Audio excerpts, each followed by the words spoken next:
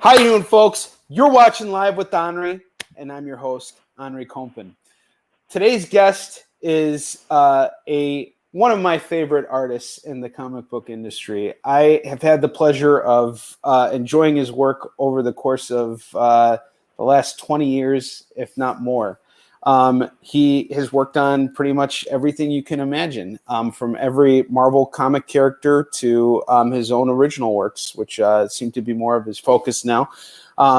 Really great guy, and he's hailing all the way from Brazil, and it is a tremendous honor to welcome the Mike Deodato to Live with Onrie. Mike, welcome to the show, sir. How are you? Hi, thank you. It's a pleasure to be here. Oh. I'm good. Why don't you do us all a favor? Tell us a little bit about who you are, what you do, and then we'll take it from there. And, please take your time. We're very, very honored to have you here today. Okay. Well, I'm a comic book artist mainly. I've been doing it for, I think, since 1980. And professionally since 1985. So I'm old, and I have been working mostly of my career for Marvel Comics. I have done everything there. And last year I left Marvel to pursue a create-own career. So, and I'm here now. Excellent. So one of the things I was thinking we could kind of dive into, I've noticed that ever since we've been on lockdown, you've been posting videos of you training in martial arts. And I've always believed that there is a really strong connection between martial arts and comics. And I'm very interested to hear your perspective on this, just because I know that, you're obviously taken by it as well. Well, I think martial arts is for us, geeks and comic book readers and professionals, it's our chance to be superheroes, You can fight, you can jump, and you can beat several guys at the same time. So it's kind of you playing superhero. In my case, it was because of course, I was a fan of Master of Kung Fu, a fan of Bruce Lee, and I was bullied in school when I was a teenager. So so it was a way of me to escape from this bullying. Because I was going to the training sessions right after school, I would go with my gi, my karate clothes, wrapped, and with there is the way we wrapped it, and it looked with like the belt. A bag. Yeah, with the belt. So I would go to school with the bag, and the guys, oh, okay, let's leave it in peace. So it worked pretty well. But I think I already had this connection because I'm very focused on my goals, and so it helped me to train and vice versa. All the discipline that is required to do martial arts, all the focus, the confidence you got, I use it in my career too.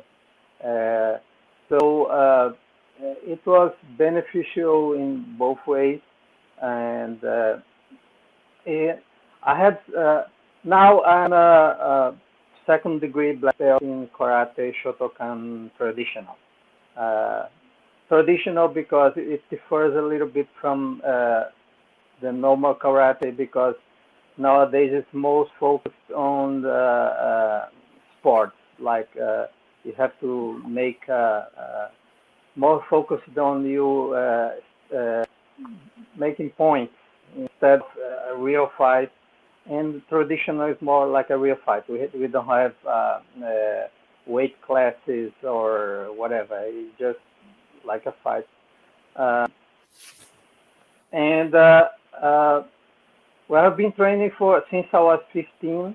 I had to stop in the middle. I trained for 4 years. Then I stopped. I came back when I was 40, and then I stopped again. And I stopped for 6 years ago. And then quarantine came, the coronavirus, and I couldn't go to the gym doing my lift weight. So okay, I'm going to go back to karate. And so I started posting videos because since I have no one to train with me, I'm in quarantine.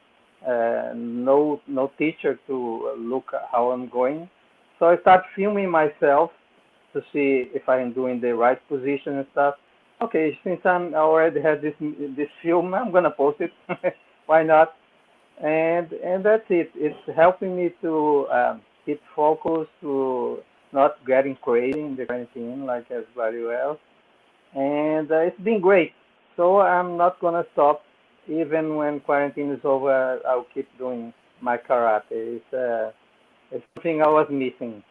Uh, it's different now because I don't have an adversary. I cannot punch anybody. But the way karate training is made, you can train everywhere, even without a partner.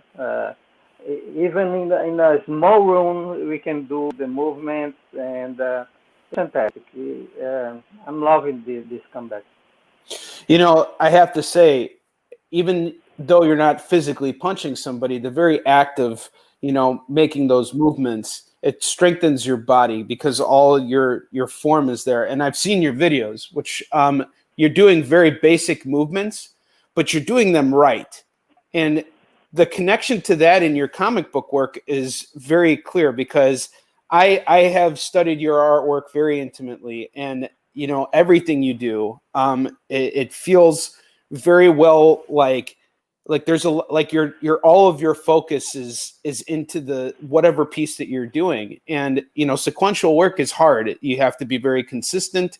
You have to have a very quick turnaround time, especially when you're working on books like Amazing Spider-Man. But the one thing I have to say is that you're not only focused, but you're able to turn around these incredible deadlines, and keep up with the big leagues.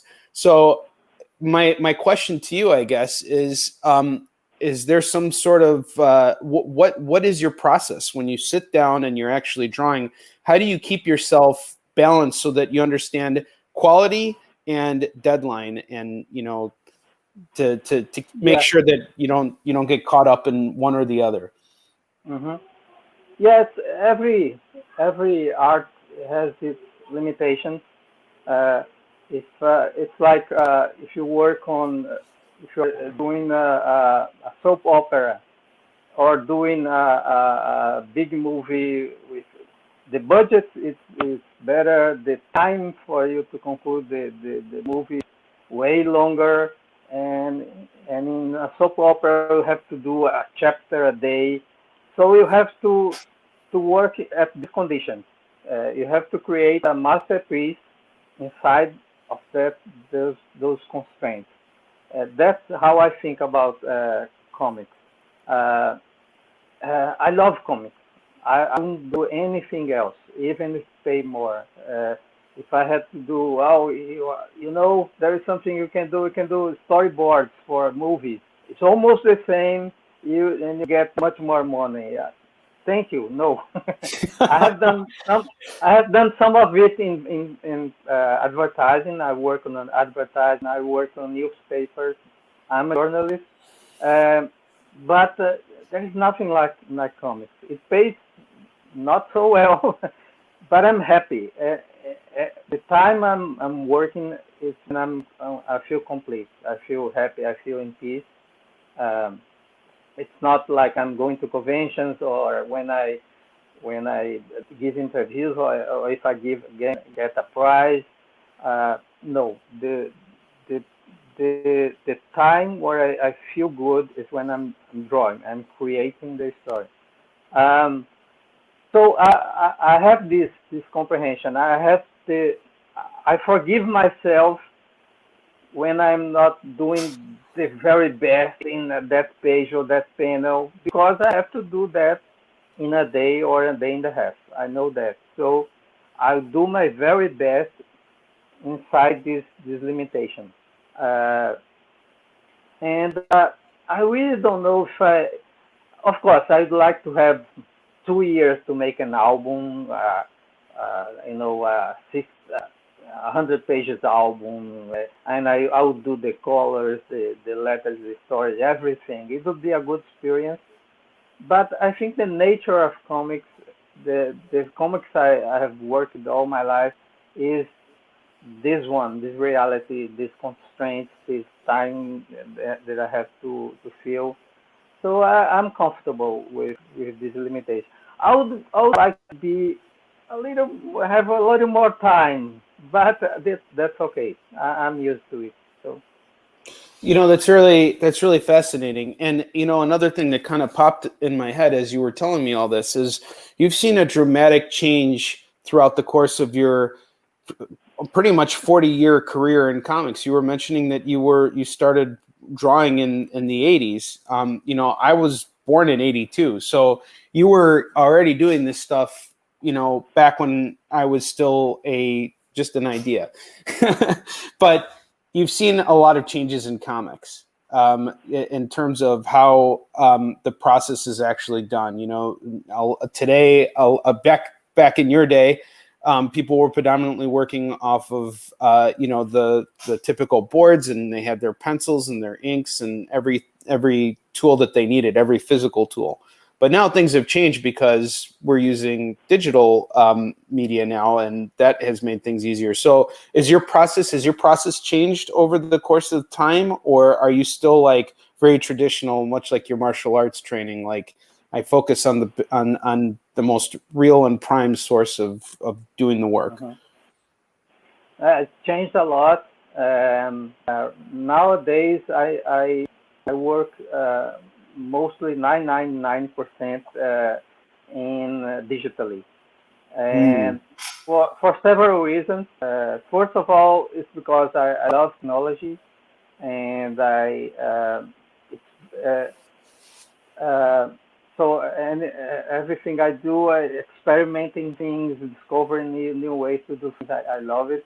Uh, the other reason is to be faster, and not to be faster to make more comics or work more, because I realize with time that I have to balance between my work and doing other stuff. I have uh, to make my art better.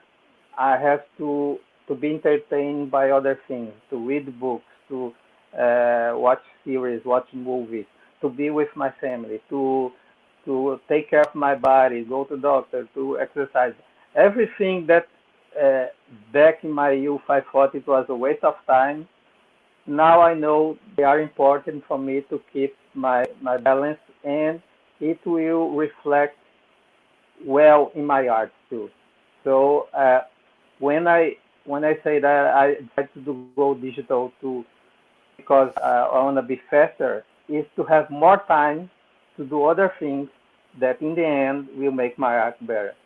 So I am like 3 times faster because digital work, because I have Control Z, I have a lot of tools that I can use to make my art faster, and I use it to have more time to my family, to relax, to be more happy when I go back to the drawing board. So it's a cycle. Another thing that I have said something about this in conventions, but I don't think I have ever talked about this in English, is that I have serious vision problems nowadays. Um, I have glaucoma, and it ate 90% of my optical nerves, and there is no comeback. And so last year it was when I realized what was going on, because it was affecting on one of my eyes, and this one was holding up, so I didn't feel any difference. But suddenly it hit this one, and then it was, oh my God, a nightmare. I was crazy. I was thinking I was gonna get blind. I might get someday, but so I went to the doctor and I had two surgeries in both eyes, and apparently it will hold up the pressure, so I don't lose more vision. That But was so the no, no. result is uh, the result is nowadays I only see like everybody is in a mist. Uh, I cannot drive, um, so but I'm used to. Last year it was crazy. Every time I would tell this story to friends, I would cry like a baby. And but now I'm used to. I'm adapted, and I still can draw, so I'm happy. I don't care about I cannot drive by myself, or but it was mostly the menace of losing the rest of my vision. But apparently it's under control. We are in a plateau. I think, I hope, and I can draw. It's very hard to draw nowadays. Very hard. Um, because it's like I've lost all the contrast in my vision. So I have to. That's one of the advantages of working digitally. I can use the zoom. So if I zoom out the page, I don't see the details. But then I go panel after panel and I go in the details. I draw mostly uh, by instinct. uh, I'm doing the feathering, and I'm really not sure if it's working. But I do it by instinct, and then I go with the zoom. Okay, it's working. But now I'm adapted. It's been 1 year in this doing like working like this, and you cannot see the difference. I hope. You know what? And I'm so excited to read your new book, Bad Mother, and I want to get to that. But before that, I just want to say a couple things. First off, thank you so much for feeling open enough to share that. Your struggle with your vision. I can imagine how traumatizing that is to not be able oh to yeah, do what you're meant to do, or even just basic things. But yeah. aside from that, your answer before about how you've transitioned to digital was just fascinating. I wanted to just I was my mind was blown from it because it of course it's changed and it's helped mitigate the process. But what I really like what you said is how it allowed you to make better use of your time and Hmm. spend more time with your family, spend time exercising, doing all these things that allow you to prolong what you're doing and allow you to continue drawing and everything that matters to you. So here's a question for you then. You are you've done it all at the big two.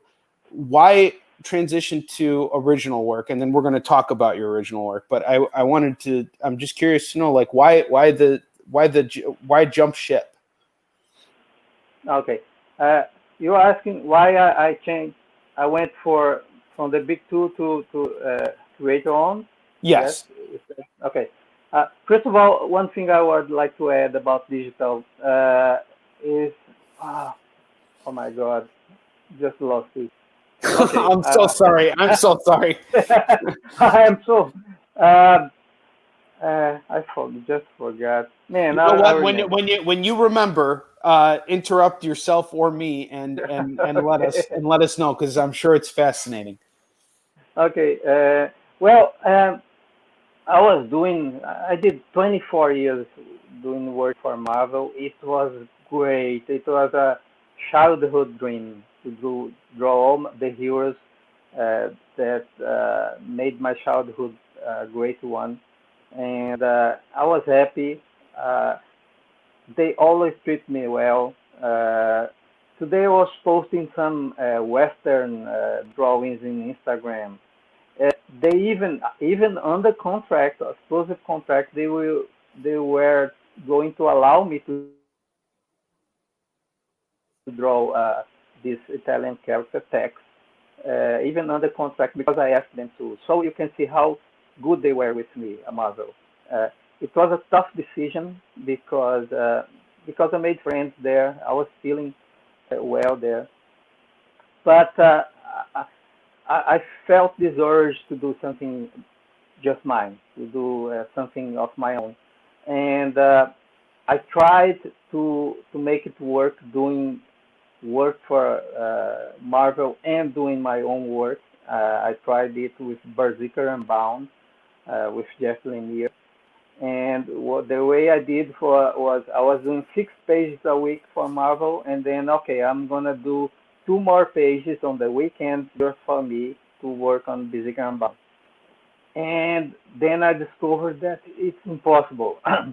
It's humanly impossible unless you are Jack Kirby, because the guy who does 6 pages a day, and it is impossible, man. If you are a writer, you can do 10 books a month, especially because you can do, okay, double page, whole army surrounding the Yes, hero. of course. It's much easier to write it than it is to draw it. Yeah, go nuts. And then the artist will spend 3 days doing the double page. And then I realized, oh, it's impossible. So I decided it was time for me to leave my home, Marvel, and pursue my creator-owned career. They were very nice. They wished me all the best, and it was a best decision on my life. It didn't change much because my boss back then was Axel Alonso, and now my boss now your boss is Alonso. So you came along for the ride. Also, Bill Dimas. Bill Dimas was my boss at some point, and that's been great, man. We are very good friends, me and Axel. He knows exactly what I like to draw. He offers the best projects, the best authors to work with. So it's been a blast. I'm loving it every minute. I want to talk to you about your project, but before we get in there, there is one thing I remember. I remember. Go. The thing that made me decide to go digital, because I had prejudice about, oh, it's not art, it doesn't exist, so it's not art. And then I heard that Brian Boland was working digitally. Brian Boland is he's a legend, master of the craft. Yes. It's like, so if he's doing it, why I can't do it? So that's what. Brian Boland is essentially the Alan Moore of artists. What Alan Moore is to writers, Brian Boland is to artists, without a doubt. So yes, I that makes perfect sense. You learn to adapt. So another thing that I've noticed working creator-owned, that's my career. I mean, I've never had the opportunity to work at Marvel or DC yet, or for any other publisher except for myself. And I'm not a very easy person to work for. But and the reason why is because I have to do all these different jobs. And one thing that I think is as much of an art as making the comic is actually promoting it and going out there and showing people what it is. You have done some really fun little tiny creative videos showing people the work in progress or what the finished book work looks like. How much more are you involved right now? How much more are you taking on now that you're doing creator owned as opposed to, when you were working at Marvel? Because you don't really need Marvel to promote you because you're working on Spider-Man or something like that. Obviously, Spider-Man's going to sell because it's Spider-Man and people are going to read the work and they're going to like your art. But with creator-owned, it's a very different field. So what has been your experience, between working for a big publisher and working on your own original stuff? Actually, I was always active on what's the word in English? So social media? Yeah, and promoting my own work, even when I was at Marvel and stuff. So it didn't change much, actually. I'm actually a little more relaxed now because although AWA, my new home, they are small, but they have a very, very good marketing there. So I'm actually a little bit more relaxed. Instead of looking for reviews and stuff like I would do at Marvel, I get them on a plate by by the marketing people. Okay, here are the reviews of the month, and then I post them. So I actually a little bit should be the contrary, since I'm promoting my own work, but no. So it didn't change much actually. But yeah, not big of a change. Um, I was a little bit more anxious about when I did Berserker Unbound. I was more, worried about how would be the reaction and stuff. But then I got great responses, great critics. So I am relaxed now. It was just the first one that I was a bit uh, in doubt of what's gonna And, happen and stuff. and I've read Berserker. I've read the first couple issues of it. And again, props to you. The quality of your work is as good as it's ever been. It is a really wonderful book, folks. If you haven't read it yet, Dark Horse put this book out. Jeff Lemire and Mike Deodato, Berserker. Go pick it up. It's awesome. It's basically what if Conan was in the modern day world, and how would he navigate without any help or anything? And I really enjoyed it. So it seems like, and we're gonna get into bad or sorry, is it Bad Mother? Is that the name of the book? Oh, looks like we lost him. Hang on just a sec, folks. Between being here and in Brazil, I can imagine it's kind of difficult sometimes for us to keep the internet, to be in control of the internet. So I apologize for this, but I'm sure Mike will be back with us in just a moment here. There he is. Anybody there? Hello. Oh, Yes, we see you. We see you. Okay, excellent. So now I forgot what I was going to ask you. Okay, yes, this is what. So, Berserker. That's a very different type of story, and now you got this other book called. Is it Bad Mother? yeah. I Okay. did first the Resistance and then Bad Mother. Okay. I'm Okay. working on a new project now, but it's still not released. You can't talk about it, but it seems very different from your mainstream concepts. It's more like again, bringing Conan, the savage Conan, into a modern day setting, and then we're going to talk about Bad Mother in a moment. But it seems like you're having a little bit more creative fun when it comes to these projects. What typically inspires you to work on a certain project? Do they present you with different writer concepts, and then you kind of pick what you want to work on, or do they just say, "Hey, Mike, we need an artist. You're the guy. We're going to bring you on"? Well, it depends on the project. For example, for Berserker Unbound, it was a more organic way, if you can say that. Me and Jeff Lemire, we were working on panels for Marvel, and we were exchanging mails. He was loving my art, and I was loving his writing. And then he invited me to do something create on. I said yes, of course. He asked me what I want to do. I want to do a barbarian. Back then, Marvel still had not the rights of Conan. And then, I want to do barbarian. That was my only contribution. And He took it from there. Yeah, he took it from there. And the difference from my work I was doing at Marvel was he gave me a very free script. Go ahead, keep talking. Okay, very free script, very loose with very little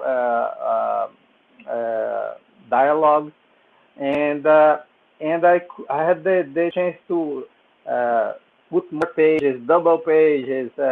So I had the freedom to change anything I want. I was not used to that, but I did. It was very fun. At AWA, it's a little bit less organic, but not less fun. Usually, Axel, hey, there we have. I have these three scripts here. Please let me know which one you would like to do, or if you don't like any of them. So I pick one. Oh, I love this one, and then it was like Bad Mother was this way, and I loved Bad Mother. It was the opposite I was doing with Marvel and everything, but this it's like at AWA, it's like Axel is the curator of something. He's creating, so he chooses and then the works with the writers, helps them to, because a lot of them are coming from other media, like they write books and stuff. So he guides them to the world of comics. And me, I need no guidance because I'm old. So, but it's different in this way. It's not like I bumped into Christopher Falls and they said, "Hey, you are Christopher Falls, right? I want to do something better. Let's go." No, it's we needed a friend to introduce us. This friend was Axel Alonso. That's the difference. Mm-hmm. But the fun is the same, and we have the freedom like we'd have in any project because it's ours.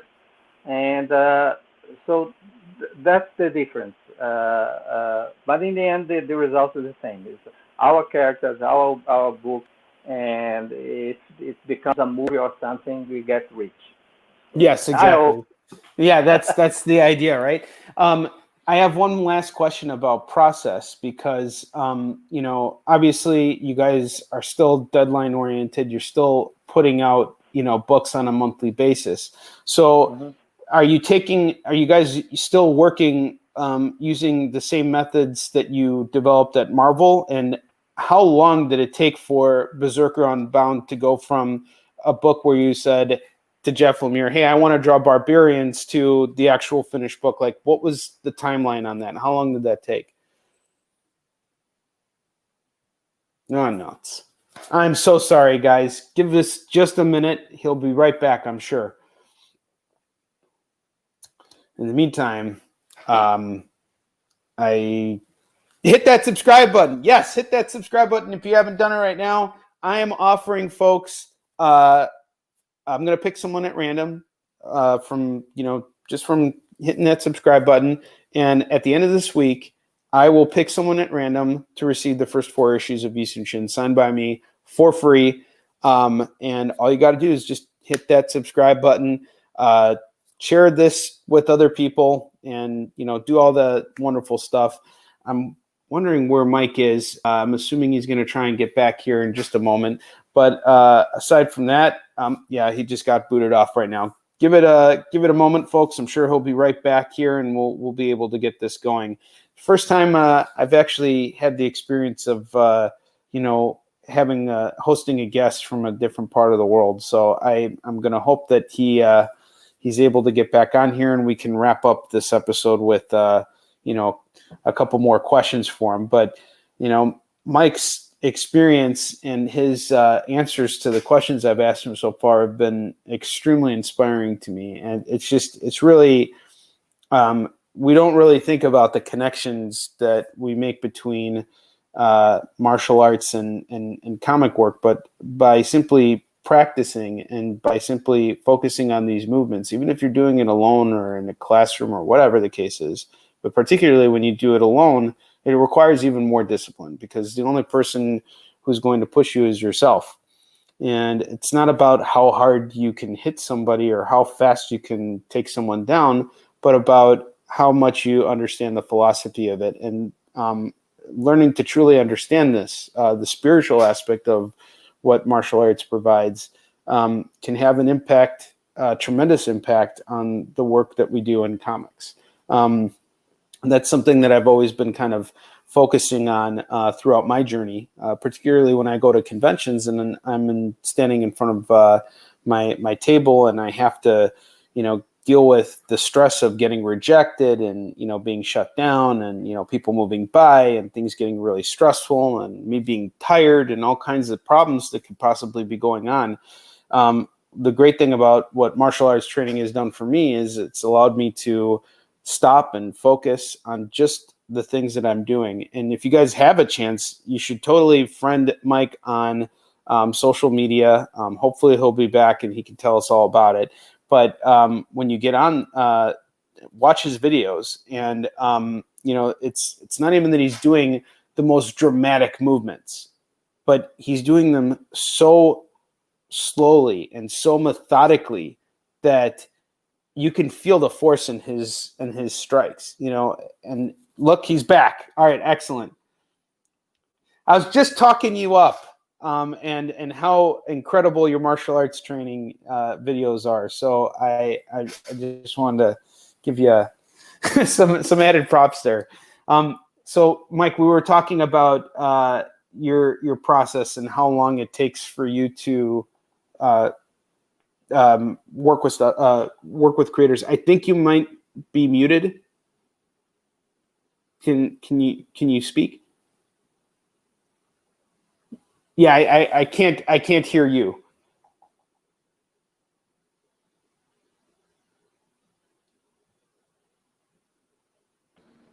Yep, there we go. I hear you now. Okay, can you hear me? Yes, Okay. I can hear you. Thank you. So it took a year because I was doing basic Unbound only in the weekends, and but the story was ready in 1 year, but I was still under Marvel contract, and because they were publishing Conan, there was this they couldn't allow me to publish right away, so I had to wait till the next year, in June next year, when my contract was over, to publish it at Dark Horse. But it was one time only that Marvel didn't allow to do anything under exclusive contract. It was their right, and they were all nice to me, so it was understandable. No problem at all in my part. So it took a year, but it was exceptional because only the weekend. So normally it was 115 pages. I'll do in about I don't know 150 days or something like that. Yeah, just from giving your 150 working days. So not just 7 days a week of you just sitting there drawing. You also have to keep your balance and check too. So Normally I do a book a month. It's 20 pages a month plus 2 or 3 covers. So it's about what I can do in a month. Yeah, excellent. All right, so now we're going to get into Bad Mother because I don't know what this book's about. I am trying to find it right now, and I promise you, as soon as I'm done recording this episode, I am going to go out and get it. Can you tell me what is Bad Mother about? Like, what's the pitch for it, and why did it attract you? Why are you so committed to this book? Yeah. First of all, because it's something completely different of what I was doing for 24 years. I have been working on the greatest superheroes, superhumans of all time, the superpowered people, and big battles and stuff. And this book is about a soccer mom with no powers, no martial arts background, no ex-marine, no ex-cop, nothing, just a soccer mom, and that was it's already fantastic. It's a completely new experience for me, and after I read the script, it was great because it's a fantastic thriller, a lot of suspense, a lot of cliffhangers in every issue, And but the thing that attracted me most was the conversation between the mother and the daughter. In the end, when they bonded, the conversation was perfect. The dialogue was like the ending of a great movie. It's about a soccer mom that it's invisible. That's the only power he has. She's invisible for society, for her family. Nobody pays attention to her because it's a soccer mom, and her daughter is kidnapped. Uh, he, her husband is traveling, not at range. The other kid she has, it's in a other place. So she's alone. She can't trust the police, so she has to go after her daughter, and that's it. But it's great. It's great. It has one of the most brutal fight I have ever drawn, and it's a mother against the bad guy. It's insane. It's fantastically choreographed, and I had to pass it to paper it. But in the script, it was already fantastic. So it's great book. Can't wait to everybody read to the end. Well, the thing that I think is really interesting about it is, everybody knows how fierce mothers can be for their children.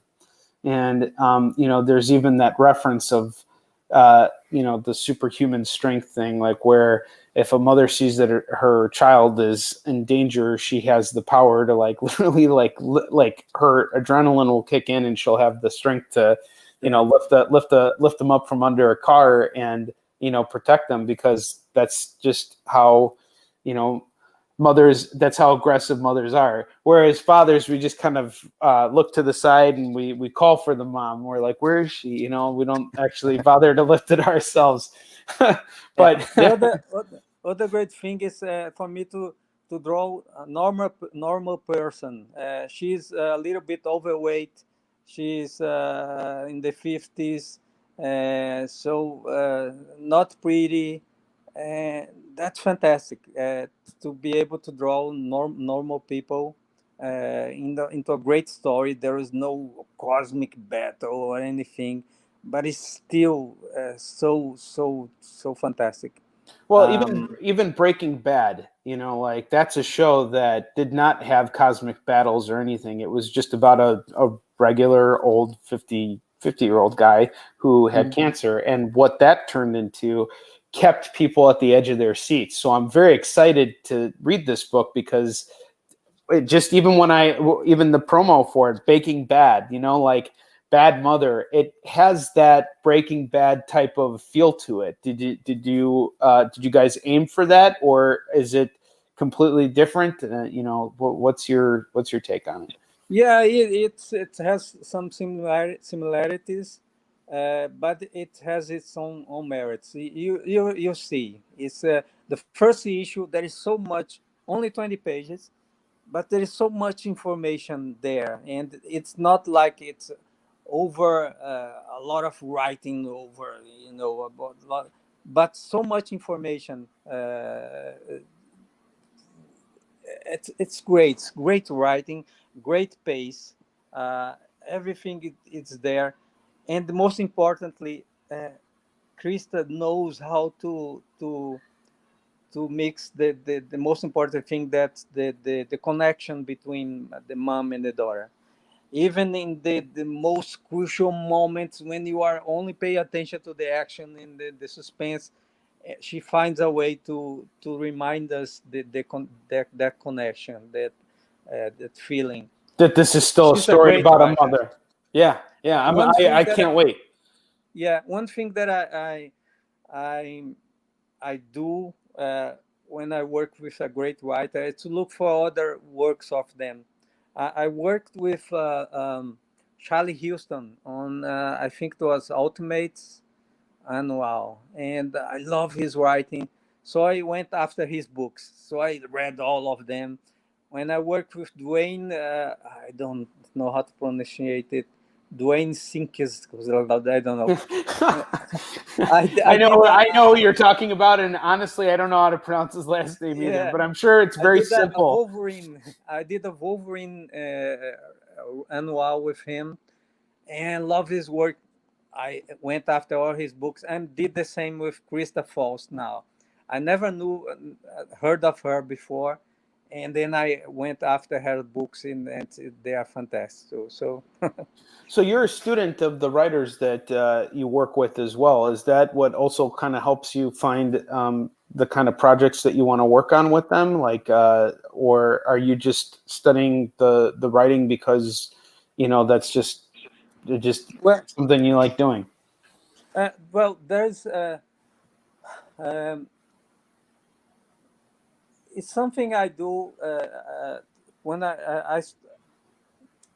well, let's tell me a story. I work with Charlie Houston on a book, The Ultimate Annual, and then there was a sequence that it needed me to do more work on that scene, adding a little more panels and stuff to make it uh, the pacing better.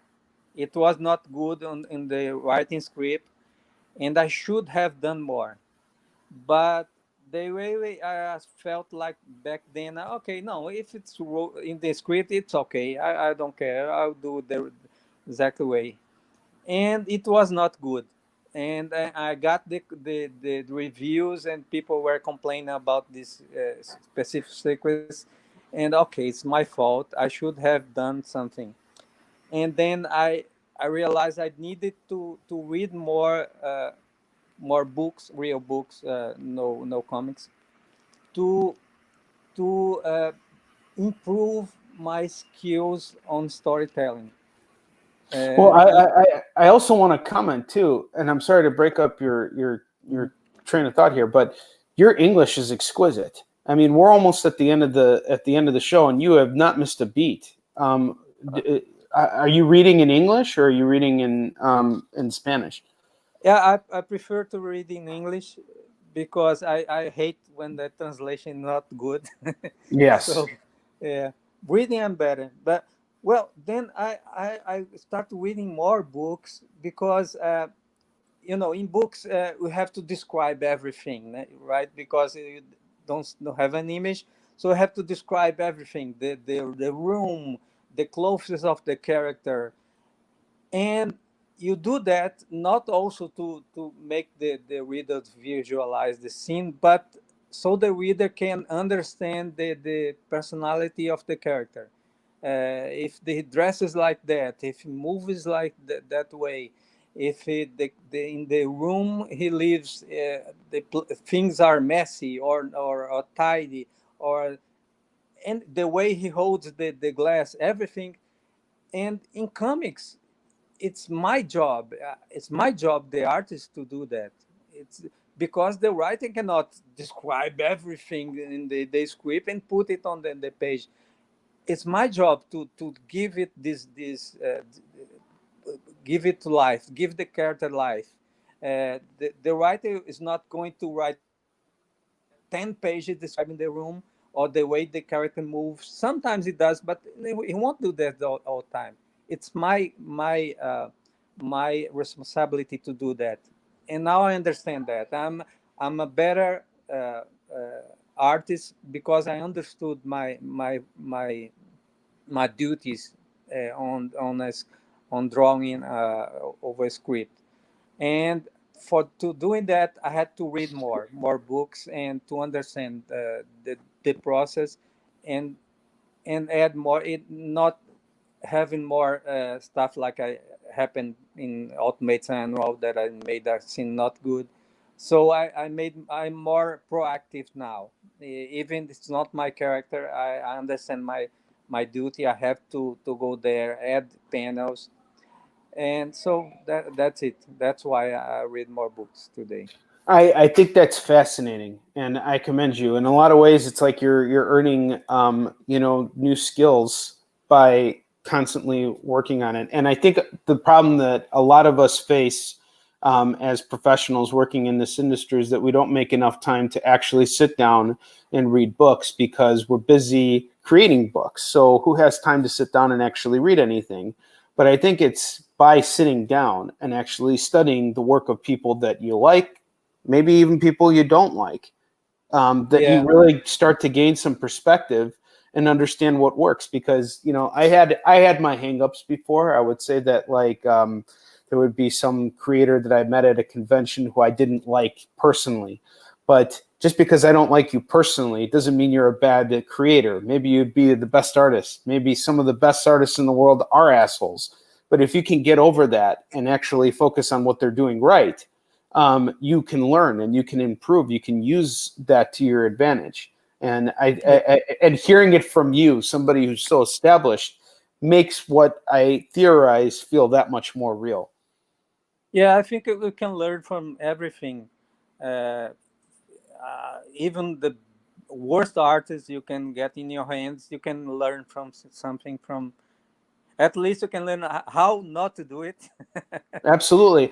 Well, you know, even when going back to martial arts, you know, when you got disconnected, and I was talking to people about what martial arts training can do. It's not just about hitting somebody or taking them down. It's about mastering yourself and focusing on you. And you seem to know how to do that naturally. You see that, okay, I could do better if I educate myself and if I learn, you know, to read in English better. And it's showing just in the fact that you're able to hold a conversation with me for nearly an hour. There are a lot of international people that I've invited to come on the show who are intimidated because they're not confident in their English. But my hat's off to you. You're on the money and you're on the ball. So Thank you. are there a lot of people who speak English in Brazil? Like, how do you practice? Well, I decided to learn English because most of my career in the 90s, I couldn't speak any word in English. But then in the end of the 90s, when nobody wanted to work with me anymore because my art was crap, I was working too much, I was doing 4 books a month. And then at the end of my contract at Marvel in 1998, uh, Marvel didn't want me, Valiant didn't want, nobody wanted me. And then it made me realize I had to do something. There was something wrong. And one of my decisions was to learn English, and so I could manage my own career, not depending on my agents. And so I decided to. I got a teacher to come to my studio and should teach me, and I would watch CNN all day long, trying to understand use it to the accent. The, the the day I realized I was good enough was when I started to understand the lady that talks about the weather, because they talk and then okay, yeah, okay, it's working. So it was part of the package of me deciding to take care of my own career, to be a better artist and not make the same mistakes I did in the 90s. So it was learning English was crucial. I still have a lot to learn, but it's okay. Now, Mike, here's a question for you, because I always think about stuff, you know, when it comes to achieving a goal or something like that. Like if I'm at a convention and there's like 30 minutes left to go and I have 40 books to sell, I say to myself, you can do this, you can focus, just get it done and do it. Do you have some kind of way of measuring your own level of self-confidence as you're going through, the difficulties of, getting work done or reaching some goal? Because, I would think that in a situation where you're so isolated all the time behind the drawing board, that it's difficult. Well, yeah, I'm very, very focused, very, very confident. I always knew I would be a comic book artist. I always knew that I would be, I would do good. The only time I was nervous about a job was when I did work for Neil Adams, because he's my biggest influence. So I was nervous. Oh my God, I'm gonna do some work for them. But after he said, "Oh, I love it," and so okay, I relaxed. That was the only time. And I'm and as far as in making deadlines and stuff, I just make my head about it. There were two times at Marvel, three times that because of several circumstances, I had only 30 days to finish a book with 30 pages. It was with, I think, the last issue of, or the first issue of Veda Down. I think that in the original scene, the last issue, and the last issue of Infinite Wars. And they wanted to, oh, let's make another date for the launching and stuff. No, no, no, no, I can't take it, I can't do that. It is hard, it is hard, but I did it. When I make my mind about something, it's I do it. But I don't recommend that. No one does, of course. But you know, the Yeah, feeling of getting it done, though, it makes you stronger. You know, it's yeah, the fact that, you know, and again, I commend you so much for self training, because I think that is the most difficult thing, is getting up, putting on your gi, and training by yourself, because it's not inspiring. It's not inspiring at all. It sucks. yeah, Every martial arts, you need that yeah, constant connection, so that you can, so someone can constantly critique you and help you improve what you're doing wrong. But again, I love how even with your self training, you're keeping it simple, and you know, you're focusing on yeah. what's going to give you the best benefit and what's going to make you look cool too. When I a few years ago, when I was still training at the dojo, my my teacher, he created a special training for black belts at 5 a.m. 3 times a week, and it was not for for for The weeks. beginners, yeah, It was hard. It was like punching in the face. It was hard, and yeah, because Shotokan some serious shit. yeah, I live it far away. I had to wake up at 4 in the morning. And I did it for a year. The class started with 10 people. In the end, was only me and the teacher. Everybody Wow. gave up, and it was great. It was horrible, but it was great, because Yeah. you leave home at 4 in the morning, knowing that you are gonna beat the shit out of they're gonna beat the shit out of you, and you still go. You're not paying for that. Yes, that's the But thing. in That's the the only end, thing martial arts. I was like sleeping, and then whoa, I would punch somebody. Like, but it was fun. I would do that today, but it was fun. I was gonna say the only thing, the one of the many things that separate martial arts from comics is you pay you pay to play, and playing is not always fun, like as you're mentioning.